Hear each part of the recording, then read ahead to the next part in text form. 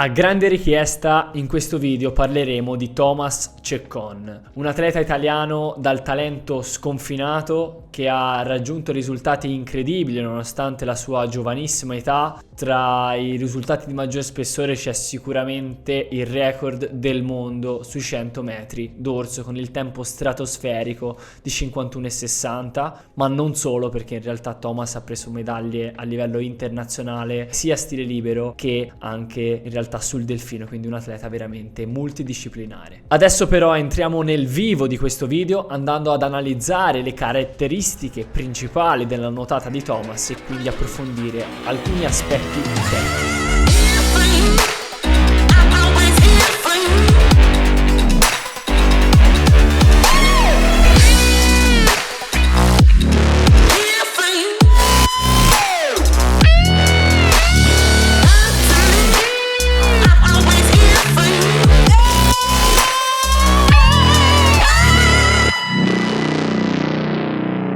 Il primo video che voglio andare ad analizzare è il video della sua nuotata a dorso ripresa lateralmente grazie al sistema che c'è a Tenerife, ovvero della vasca controcorrente con i vetri. Questo l'ha pubblicato direttamente Thomas sul suo profilo e quindi lo sfruttiamo per capire un po' cosa effettivamente lo caratterizza.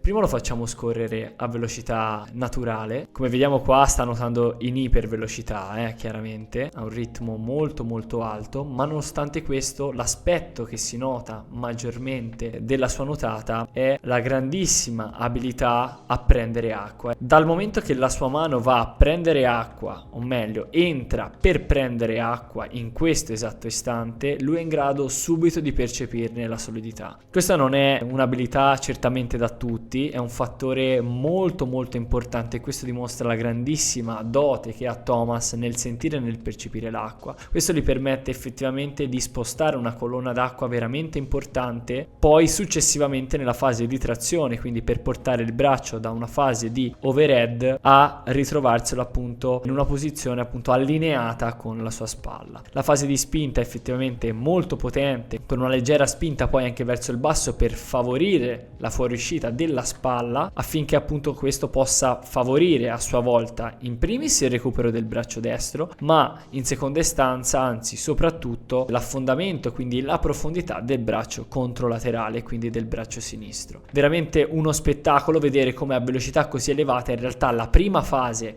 ovvero la fase di attacco, sia molto lenta. Guardiamo qua, effettivamente come tutta la prima fase di attacco è molto lenta e quindi rispetta appieno quelli che sono i canoni di una corretta bracciata. Vale sia sullo stile libero, vale sul delfino, vale in tutti gli stili questo principio, ovvero che sia un'accelerazione. Il recupero è molto veloce, non appena il braccio entra in acqua rallenta proprio perché percepisce la solidità dell'acqua e va in progressione per poi sprigionare successivamente tutta la potenza. Allacciandomi a quanto vi ho detto prima, in questo video è veramente emblematico quanto effettivamente riesca a ruotare le spalle, quindi a sfruttare il rollio per un'ottimale passata subacquea del braccio, ma al contempo anche favorirne il recupero quanto più facile possibile. Un altro aspetto importantissimo è la stabilità della sua testa. Guardate come rimane immobile nonostante stia andando a velocità incredibili. Ora non so effettivamente qua a quanto sia settata la vasca controcorrente, ma credo che sia a molti metri al secondo, e nonostante il rollio, l'altissima frequenza di bracciata, la testa rimane immobile, frutto di una grandissima stabilità e un grande controllo a queste velocità che ha Thomas. Certamente non sono il primo che si accorge del talento e dell'incredibile dote che ha Thomas. Infatti sin dalla tenera età, sin da quando era ragazzino, esordiente, emergeva quanto lui effettivamente fosse talentuoso. C'è sul suo canale YouTube in realtà un video dove a soltanto 10 anni, se non erro, fa un 100 stile a 1,6, logicamente sbaragliando completamente la concorrenza, dando un distacco incredibile. Ecco che qua il ragionamento è un po' scontato, nel senso che sicuramente non lo differenziava così tanto rispetto all'avversario, oppure pure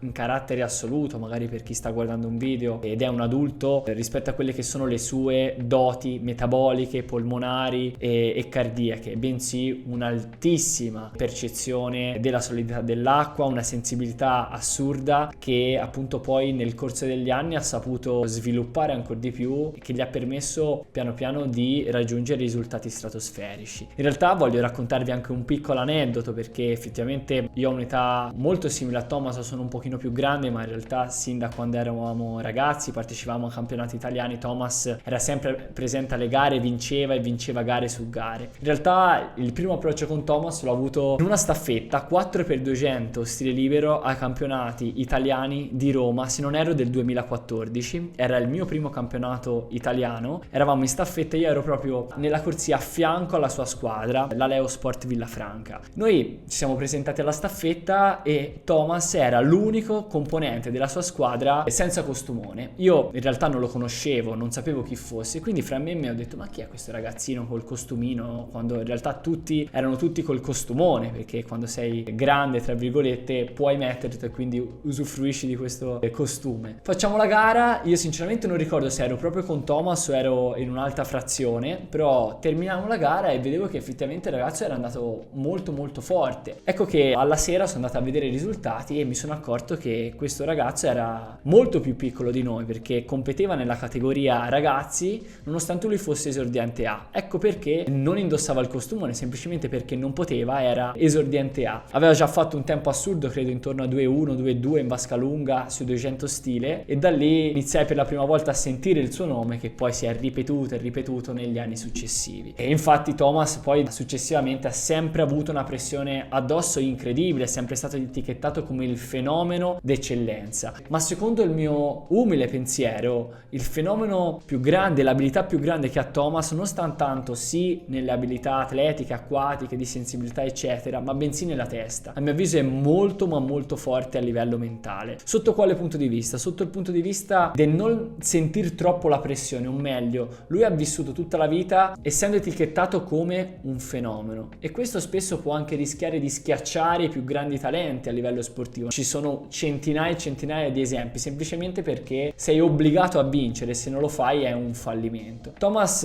a mio avviso, se ne è sempre fregato, ha sempre fatto il suo, ha messo la testa nelle sue cose, ha sempre cercato di lavorare sugli aspetti su cui voleva lavorare, nonostante ci fossero sempre stati chi diceva di fare assolutamente 2 misti, piuttosto che doveva fare solo il dorso, piuttosto che scegliere soltanto una gara. Thomas ha scelto la sua strada, quella che probabilmente gli permetteva anche di divertirsi maggiormente, e secondo me è anche ciò che attualmente gli permette di essere a questo livello così alto. E in tutto questo, secondo me, racchiude un bel messaggio che voglio passare anche un po' a tutti i giovani nuotatori che spero guardino questo video, ovvero cercate in primis il divertimento e la vostra gioia. Non limitatevi in tenera età soltanto a fare quelle 2 o 3 gare che sapete che vi vengono bene. Sperimentate, godetevi questo sport a 360 gradi, ma soprattutto non fatevi schiacciare dall'aspettativa di dover portare per forza un risultato, convinti che a 16 anni abbiamo raggiunto quello che è il nostro massimo potenziale. Assolutamente no. Cercate magari di sacrificare un qualcosa nel breve termine, ma che vi possa portare nel lungo termine un qualcosa di molto più duraturo, perché è semplicemente questo l'unica strada percorribile per raggiungere il successo. Quindi provate a fare anche qualcosa che vi riesce meno, perché così magari sbaglierete, ma al contempo apprenderete un sacco e conoscerete sempre di più questo sport, che vi darà un sacco di lezioni utili per la vostra crescita. Tornando alla nuotata di Thomas, voglio prendere in esame anche molto velocemente il suo delfino, che secondo me ha una caratteristica molto particolare, ovvero guardiamolo qua come nuota. Anche qua siamo a velocità veramente altissime, guardate a che velocità va l'acqua controcorrente. Però un aspetto da approfondire è il suo modo di nuotare il delfino, ovvero un delfino molto ma molto piatto. Infatti, come vediamo, non va ad affondare eccessivamente con la testa e con le spalle nel momento in cui le sue mani entrano in acqua, ma rimane piuttosto lineare e piatto sull'acqua. Questo gli permette ad alte velocità di essere molto ma molto idrodinamico, ridurre al massimo quelle che sono le resistenze frontali all'avanzamento e quindi non incappare nel classico errore che magari possiamo vedere di fare anche un delfino molto ondulato,